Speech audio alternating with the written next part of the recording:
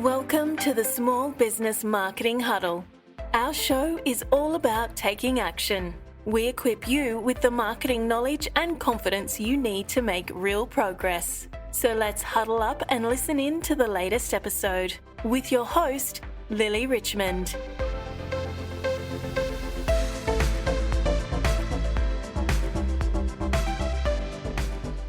Hey, this is Lily. Thank you for being here today. If you're already subscribed to the show, thank you so much. I do really appreciate you being here. And, I am really stoked that you are taking some proactive steps to take control of your marketing. Now, if this is your first time here, don't forget to hit the follow or subscribe button in your favorite podcast player, because today, like in every episode, I'm going to cover a marketing topic that I really think you have to master if you want to improve your marketing. And make sure you listen in right until the end, because as always, I'm going to share with you a really simple exercise and a link to a workbook that is going to help you improve your branding, and specifically how to narrow down what your small brand stands for. Okay, so let's get right into the episode. Today is part 5 of 7 in my series on where to start with your marketing when you are just starting up in business. And let's do a really super quick recap on what we have covered so far. In part 1, we talked all about how to make your product or service irresistible. And in part 2, we uncovered your target market and your ideal customer. Then in part 3, we crafted a single-minded statement on how you make your customer's life better. And in part 4, we demystified how to set pricing and win business so that you can make a profit. And today, I'm going to boil down branding to a really, really simple concept, and that is brand essence. And I'm going to teach you how to come up with yours, and I'm going to share some ideas on how you can use that to create, a really engaging and a consistent brand experience for your target market. So before we go anywhere, what is a brand? I know this seems like, a really simple question, but we need to start with what a brand is, and I want you to take a really broad view of what a brand is. It is more than a logo, it is much more than a color scheme or a fancy looking website. And I really love the definition that one of the most famous marketing speakers in the world, Seth Godin, uses to define a brand. And I'll drop a link to a really good blog article of his where he talks about the definition of brand. I'll pop that in the show notes. But he says that a brand is the set of expectations, the memories, the stories, and the relationships that when you put all of those together, that accounts for the consumer's decision to choose one product or service over another. Now, what I love about this definition is that it not only explains what a brand is, but it also puts it in the context of the consumer and their decision to buy. Because ultimately we create brands because we want a consumer to resonate with us, we want them to buy something, or we might want them to join up to a community group, or we might want them to support our charity. We need a brand to be able to do that, and we need to create a set of expectations and a relationship with that consumer so that they can choose which brand they're going to choose over another. Ultimately, how you feel about a brand, in that case, that's going to dictate whether it resonates with you or not and whether you support that brand. And how you feel about that brand is going to be made up of the expectations you have, those memories that are stored of your experiences with it, and the relationship that you build with that brand. And that's why I'm choosing in this episode for us to focus on what your brand essence is. And your brand essence really is kind of the spirit of your brand and how it makes people feel. And we're going to do a really simple exercise to help you come up with that brand essence. Now, at this point, I want to make a disclaimer. This short podcast episode is not going to cover the nitty-gritty and all elements of brand strategy. That could be a whole series in itself. In fact, that could be a whole other podcast. And I'm sure there are plenty of podcasts out there that talk just about branding if you really want to go deep into this topic. What I'm really conscious of in teaching this episode today is that there is a huge amount of jargon. There are a lot of concepts around branding, and there are many theories about branding. And I don't want you to get overwhelmed, because you just have to do a Google search and start trawling the internet for information on how to do branding. And there is so much out there. And so when you're just starting out in business and you've maybe never had a business before, the whole concept of this could be just too much and you give up and you don't even focus on it. But branding is a core pillar of your business when you first start out. So I did think about this episode long and hard, and how do I explain branding in a really simple way that is accessible for you and is easy for you to implement? And that's why we're going to focus on the essence of your brand. This is not the only way to do it, but I find that when I've worked with clients, it helps them narrow in and focus on what is most important. So what are some of the important watch outs when thinking about branding? Firstly, to create a brand that people understand and resonate with, I think you've really got to be consistent. And why is that? Well, being consistent with your branding builds trust. And as consumers, we do start to expect a certain experience when we interact with brands. And we don't really like it when that familiarity is challenged. So think of some of the world's most recognizable brands. They don't change. Think Coca-Cola or Nike or Amazon. They are reassuringly consistent, and that builds trust and therefore a stronger bond. And one of the things that I see with small businesses and their brands quite often is that they are inconsistent. So you're always changing things up, always changing the colors or fiddling around with the logo or changing the website all the time. Your email campaigns look totally different to what's on your website. The look and feel there is totally different. Or you say that, you've got great customer service, but you never pick up the phone. All of these things are about building consistency in your branding. So what I want you to think about more than anything is, how do I just be consistent? How do I always deliver the same brand experience each time? That's the first thing that I think you have to watch out with branding. The second thing that I wanted to raise is that branding is much more than your logo. It's much more than your website, and it is so much more than brand colors. You've got to think of branding, I think, as every experience that your consumer has with you. And I've already touched on it in point 1, but every phone call, every email, every social media post, every purchase. And even when someone might see your sign-written business vehicle out on the road, these are all brand experiences. These are all opportunities for your target market to have an interaction with you, whether you're proactively doing that or not. And what does that mean? That means it's an opportunity for that consumer to ultimately form a perception of what your brand and your business is about. So it's really important. Think of every single touch point that a consumer might have with you. That's a brand experience, and we'll cover that off when we go through the exercise in the next section of the episode.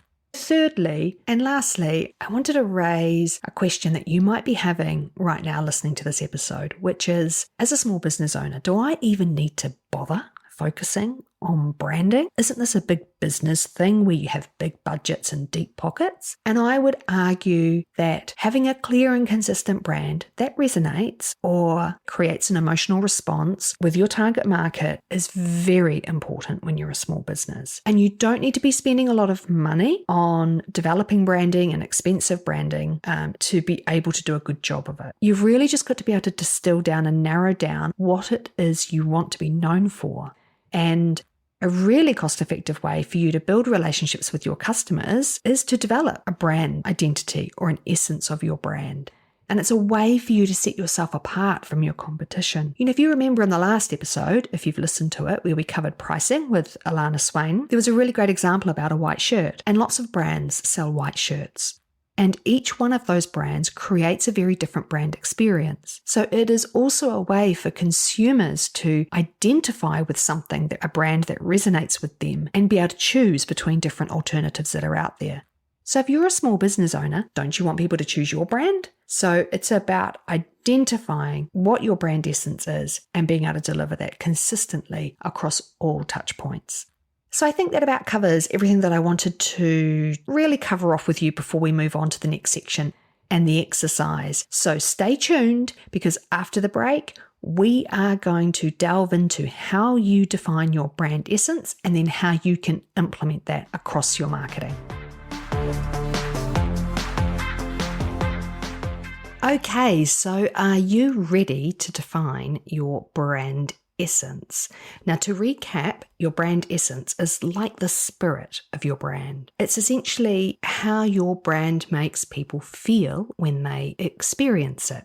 And for another quote, there is a very famous one from Jeff Bezos, the founder of the retail giant Amazon, who I'm sure many of you know and love.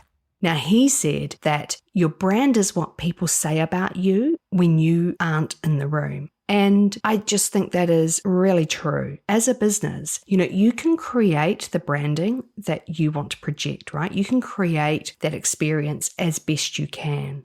But ultimately, the consumer is going to decide how they think and feel about it. And that is why I think it is so important for you to be clear, concise, and consistent with what you want your brand to stand for. Because if you can do that, you have a much greater chance of your consumer actually having that same experience and having them feel that way about your brand.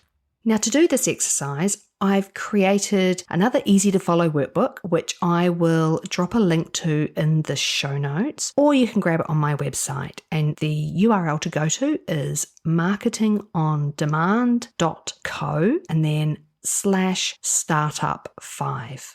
Okay, to uncover your brand essence, here is what I want you to do. I want you to put yourself in the seat of your ideal customer, which you would have defined as a side note in part 2 of the series. Now, if you're the sort of person that has a hard time visualizing or imagining what life might be like for your ideal customer, I want you to go and observe them, if you can, of course, okay? So if your ideal customer, for example, is a busy parent who has to juggle a lot of priorities, well, a good way to see them might be to head down to your local sports field after school and observe parents with their kids heading to sports practice.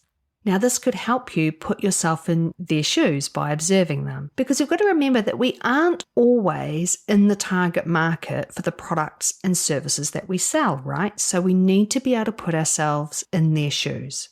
Okay, so let's visualize, right? You are your ideal customer. Now I want you to ask yourself this question. How do I want my ideal customer to think and feel about my brand? And here I want you to do a brainstorm. Use the workbook or grab a piece of paper and get as many words out onto paper as possible. Just free flow write for, say 5 minutes, all the ways that you want your consumer to think and feel about your brand. So that's part 1 of the exercise. Now part 2, I want you to look at those words. Are there any patterns? Could you group some of those words together into kind of categories that might go together so you can kind of summarize some of that data? That's part 2. Now, part 3, I want you to take that brainstorm and I want you to come up with just 3 words that you would want the consumer to use to describe your brand. So if you overheard them in a cafe talking about your brand, what 3 words would you want them to be using to describe you? So for example, my brand, Marketing on Demand, my 3 words are supported, relaxed, and helpful. So those are the 3 things that I try to embody in any of the branding that I do. Okay, great stuff. You've now nailed down how you want your ideal customer to think and feel about your brand. Now the final piece is putting it into practice. Now, if you're just starting out and you haven't developed any branding yet, I want you to use these 3 words to inform your decisions about how you want your brand to visually appear and how all aspects of your business will work towards making the consumer feel that way. Now, if you're going to engage someone to help you do your branding, these 3 words are really helpful. Hey, even share with them the brainstorming that you did, because that might help them spur their thinking as well. Now, in this exercise, I want you to list out all of the ways a potential customer could interact with or see your brand. So I'll give you some ideas. These are obviously all your marketing activities that you might do. It would be your social media content. It could be the way you answer the phones. It could be any of your customer servicing, how you deliver your products and services, your office space, what that looks like, your email signature.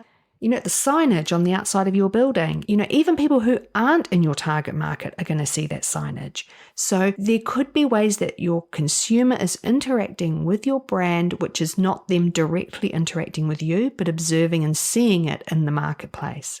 So I do want you to list out all of the ways a potential customer could interact with or see your brand. And I want you to use your 3 words to guide how you are going to create and manage those experiences.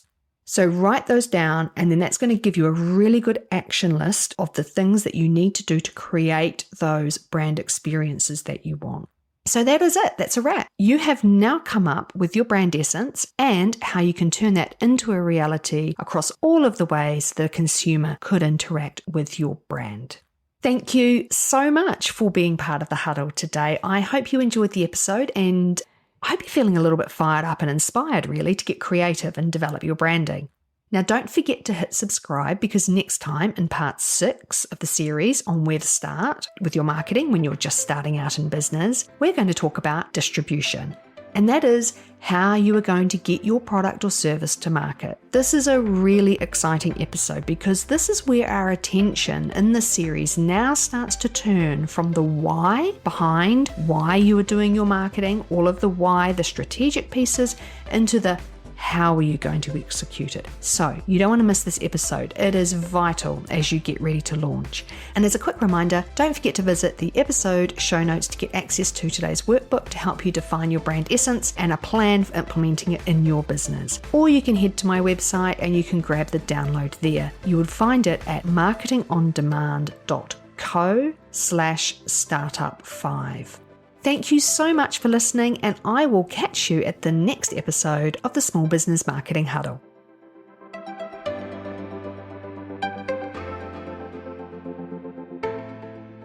Now for the legal jargon. This podcast is for information and education purposes only. We make no business performance claims or guarantees in the information shared. The podcast content is general in nature and does not constitute advice for your unique business situation.